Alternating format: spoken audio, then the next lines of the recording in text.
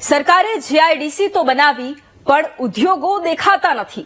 હું વાત સુરેન્દ્રનગર જિલ્લાના દસાડા તાલુકાની કરી રહી છું, જ્યાં એક તરફ ધારાસભ્યો તો કામના ભરપૂર વખાણ કરી રહ્યા છે, વ્યવસ્થાની મોટી મોટી વાતો કરી રહ્યા છે, પણ વાસ્તવિકતા તો અલગ જ છે અને ખેડૂતો પણ રોષ વ્યક્ત કરી રહ્યા છે। જોઈએ આ રિપોર્ટમાં।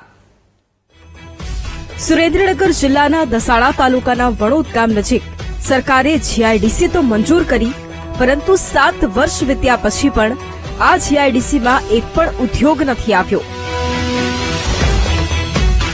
આ જીઆઈડીસી માટે કરોડોનો ખર્ચ કરવામાં આવ્યો, પરંતુ આ જીઆઈડીસી આસપાસ બાવળો તેમજ ખંડેર હાલત જોવા મળી। આસપાસના ખેડૂતોએ જણાવ્યું કે આ જમીનમાં સતત પાણી ભરાયેલા રહેવાથી ખેડૂતો દ્વારા વિખોટી નહીં ભરતા જમીન શ્રી સરકાર થઈ ગઈ હતી, જે મુદ્દે ખેડૂતોએ કોર્ટના દ્વાર પણ ખખડાવ્યા હતા। જમીન 40 વર્ષ પહેલાની વિખોટી ભરવા કારણથી પાણી ભરવાના કારણથી અમે વાવી નતા શકતા, બરાબર। પછી આ જીઆઈડીસી પડી, બરાબર। જીઆઈડીસી કોઈ કારણ હતું નહીં, અમારે પૈસા અમે ભરી ના શક્યા, એટલે એના કારણે અમે સી સરકારમાં જમીન જતી રહી। હું ખેડૂત બોલું, લક્ષ્મણભાઈ। જીઆઈડીસી માં જતી રહી તો 7-8 વર્ષ થયા।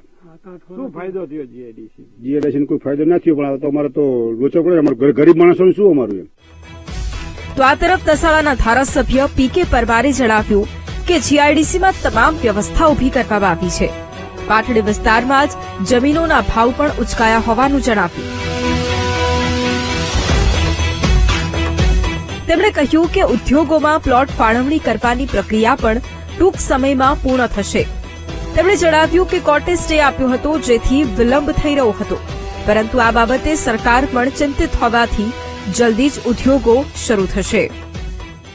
જીઆઈડીસીના સંદર્ભમાં રોડ, રસ્તા, ઇન્ફ્રાસ્ટ્રક્ચર, પાણી માટેની વ્યવસ્થા, એ બધી જ વ્યવસ્થાઓ એ પણ આ જીઆઈડીસી ની અંદર કરવામાં આવેલી।